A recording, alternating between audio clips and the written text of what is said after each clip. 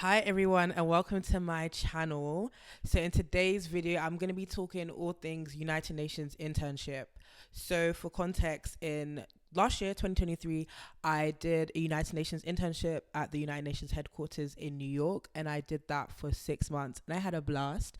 I actually have a video, a day in the life video of a United Nations internship on my channel. So if you want to see like more of like the ins and out of the day, you can go and watch that. But I thought I would do a sit down video because I vlogged my experience, or I guess my day to day as an internship at the UN on TikTok, and I posted a few videos on my YouTube. I got a few questions from people asking, about the experience, asking about the whole like, application phase. So I thought, why not do like a sit down video and just talk about all the things that kind of I went through and like the most asked questions about the internship. So, without further ado, let's get into it.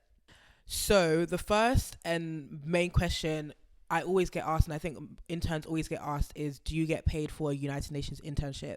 And unfortunately, the answer is no.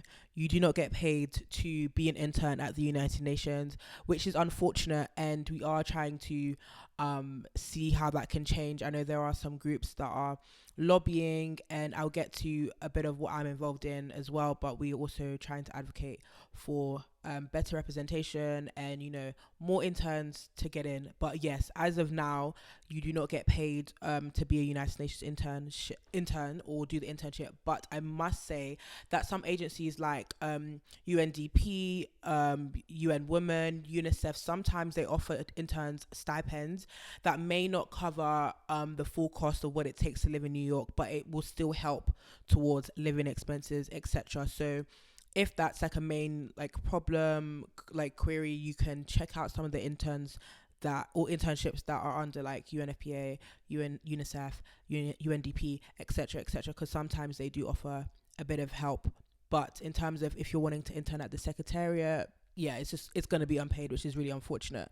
And then also being in school. So basically, most people that do the internship, or it's a requirement. Whilst my internship, I had to be doing some sort of schooling. So I was actually doing my masters at SOAS University at the time, and not everyone has to actually be doing a university degree. Sometimes if you have graduated within a year, you're still eligible to do the internship, but it varies from internship to internship. So when you're applying, just look at the requirements and it will tell you what whether it's undergrad, masters, whether it can be a year out. It will let you know like in the finer print what works for them basically. But a bit about my story and how I got my internship. So I wanted to do a UN internship for a long time. I think since I was in an undergrad. So that was like a common thing. I would apply here and there, and like my family members knew like that's something I wanted to do. And my sister had come across an internship, and she sent it over to me like, hey, I know you want to do an internship at the United Nations, you should apply. And she actually sent it to me the day it was closing, like literally the deadline. So I literally rushed. I applied for it. I forgot about it. So the timeline is I applied in August, right? I didn't hear anything back until January, in which when I got the email, I thought it was like, I was like, what is this? Is this a joke? Because I literally forgot about it.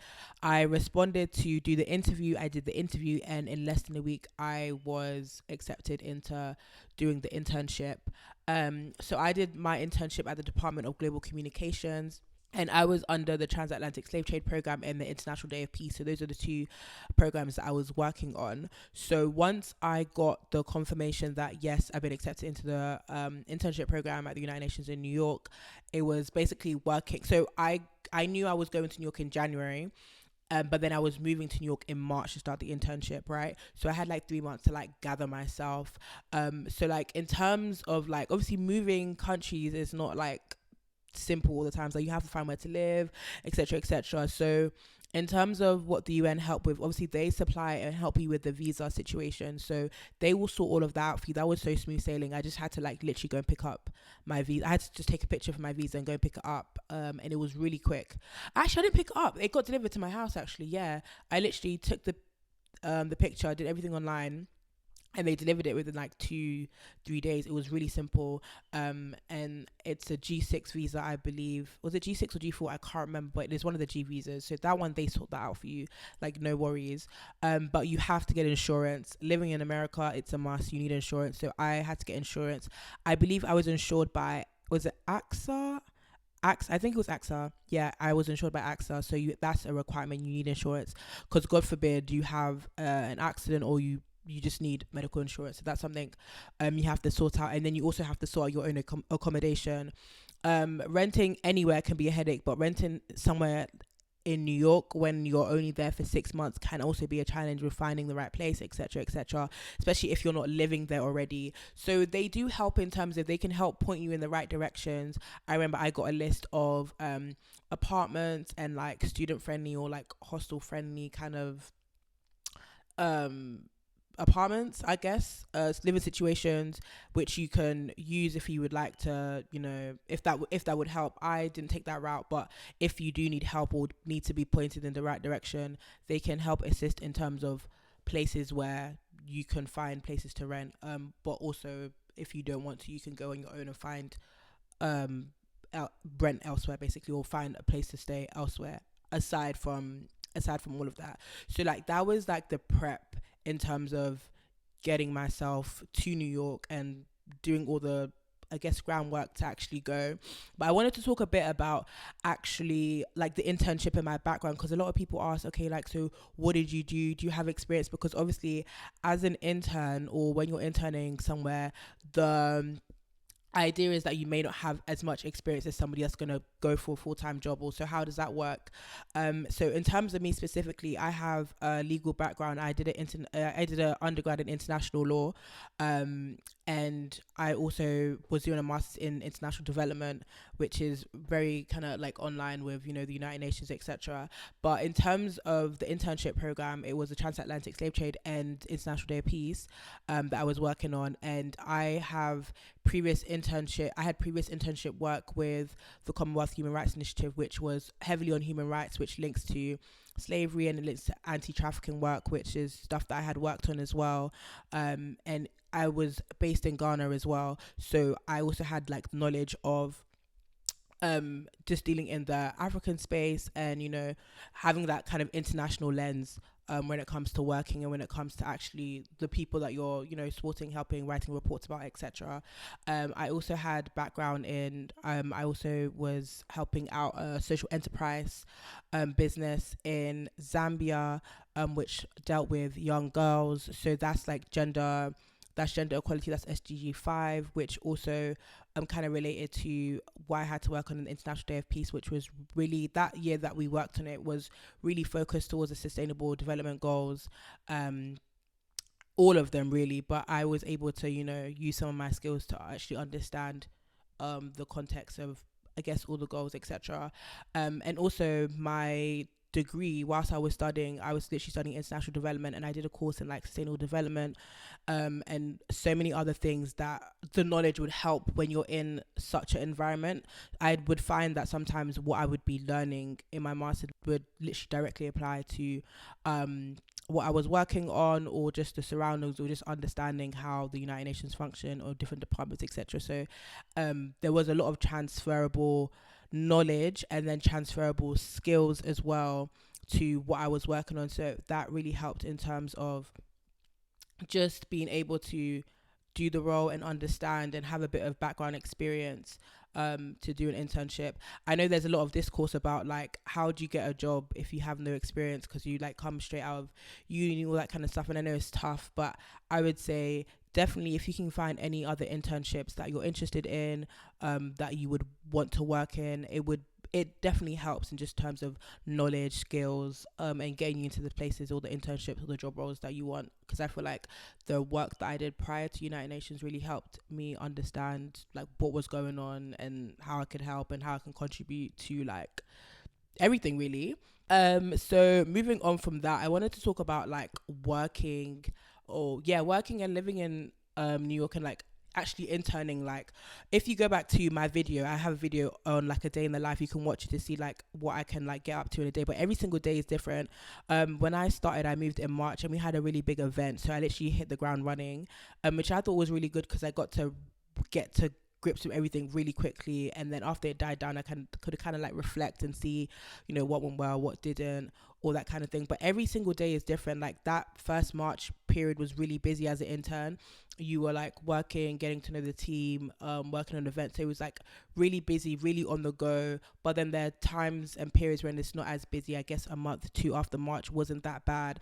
But then you have times like in September, it was really busy because we had International Day of Peace, which we were working on. That was our office mandate. And then you have like UNGA, like it's going to inevitably be busy. And then maybe like April, you have ECOSOC. So there's times of the year that it's busier generally than other times because that's just the way it's set up. But every day in the life is different to the next day. It depends on what you need help, what your manager might need help with, what your other teammates might need help with. So just to think of being flexible, and every department is different. What I may go through as an intern under the Department of Global Communications is different to what another intern will go through. I had a lot of intern friends and they would be like, my day was like this and they had to do this, that. And some people's departments were just busier than others. Just that's just naturally how it is. And some people departments are really lax. Sometimes they just chilled and didn't have that much to do because of the season it was. So it really depends on your department and your team and your man and everything, depending on like how busy, how not it's gonna be. But yeah, that's like a you experience to experience how it's going to be, because it will be different for everybody. But just know you will definitely learn. This is not an internship that you go and make tea and coffee and like photocopy things. Like you will learn, you'll be on the ground, you'll contribute, like you understand like everything that's going on basically.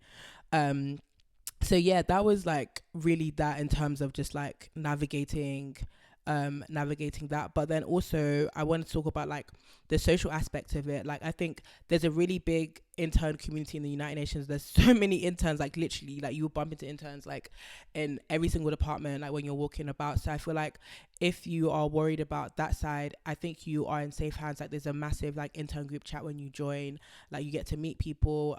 There's like always socials.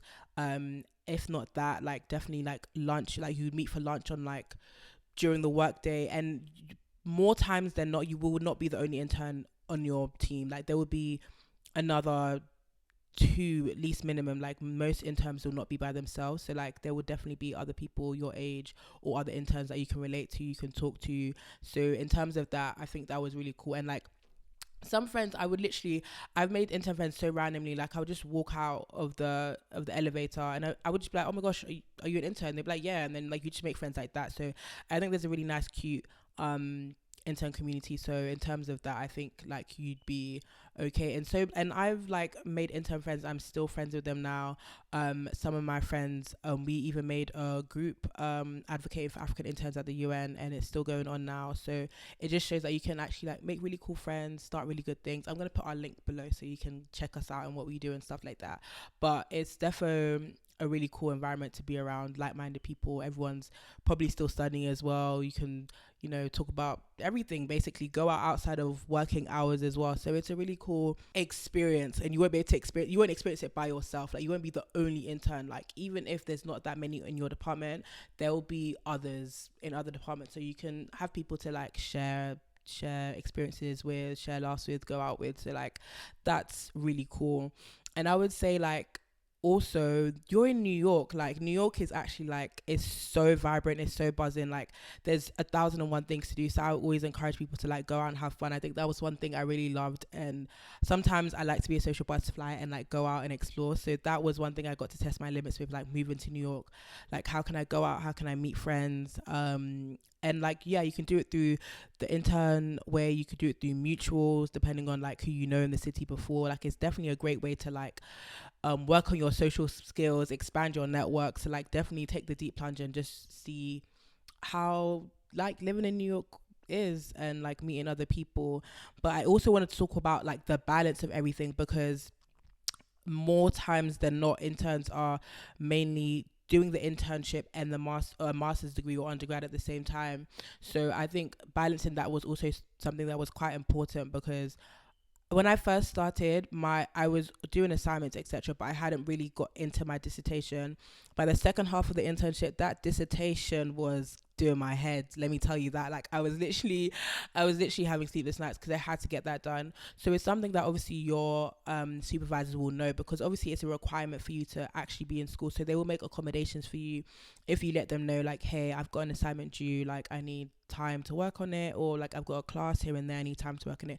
They will definitely be obviously understanding and give you that time. You just have to organize it with them, how you're gonna organize yourself, etc., to be able to do that, because obviously you need to also make sure that you get good grades and you pass your master's degree. So that's also something to think about, and how to balance your time, because for me it was like master's, internship, social life, like trying to get all of those things together. But it's like an experience, and it helps you like learn time management and how to organize yourself and work under pressure. So it's definitely all skills for life and for work and for business and for all these kind of things. So it really helps. But that's also something to think about if you're willing to balance all those things at the same time. Or you could be one of the students that don't have to do a master's, and maybe if it's a year, you're within that year gap, you wouldn't have to be like some of us and stress yourselves while doing your internship. So yeah, that's definitely one of them. So basically I had a few questions that some people asked me via TikTok and YouTube that I wanted to answer, because they were like quite specific questions. So I'm gonna get into them. So the first question was, if SOAS does not support you financially, how do you support yourself? So like I said in the beginning, the internship is unpaid, and my university doesn't support students to go to the United Nations. So yeah, you just have to fund it yourself. Literally, that's it. Like, it's unpaid. You just have to fund it yourself. That's it. That being said, the second question is there possible schemes for students, like touring financing schemes? I do know that I believe some universities may sponsor their students, and I only know this because I watched one girl's YouTube video, and she did say that her university sponsored her internship, I believe, but I wouldn't know the university's off head, and you'd have to ask your university if that's something that they do, if they do sponsor students to go to the United Nations for internships. But I would not be aware of like a list of universities that do that. You'd have to like basically just ask your own university, and I'm not too sure of any actual financial schemes. So if you do a quick Google search and see if there's any institutions that do that, great, but I wouldn't know off head if like the list of universities that do sponsor interns to do that. And then the other question was, does the London office for the UN offer internships? So I know there's UNICEF in London, and they do offer internships. So you can check out UNICEF, the London office. I know if you're in Paris, UNESCO also offer internships. I know Geneva offer internships. Nairobi, like there's actually a lot of places outside of New York that offer internships. So if you are not in New York, or you're not willing to move to New York, check your city. There should be opportunities to actually do internships that are not actually in New York. And the last question is, how do I apply for internship? Literally, the UN job website, just go on there. There should be like a whole list of jobs, and you can filter. It will literally be like internships, G4, G5, P1, like all these different categories. If you just click on internship, it will filter everything out for you, and then you can just see what internships you want and where they're located, and then if you like them, then you can apply for them. And then also, if, as I said, if you want to be more specific and you want to intern at UNDP, UNICEF, UNFPA, etc., you can literally go to like UNFPA website and see if there's any internships, or like UNICEF, see if there's any internships, anything like that. But those were the main questions that I have been asked, so I wanted to basically answer them for you guys. But yeah, I would say a few people had like messaged me, and they were like going to take the interview, or they had been accepted but they weren't sure if they should take it. My advice is literally take it. I had such a great experience. I learned so much. I had access to people who had so much knowledge, who had so much experience within the United Nations and within like the international development field as a whole. And just to be able to speak to people, understand, how they got there in their career, and even just meet so many great like-minded people, and just spend so much time just living in New York, a new experience. It was actually such a good time. So if anybody's watching this and they have an offer and they're not sure whether to take it or not, I would say definitely take it.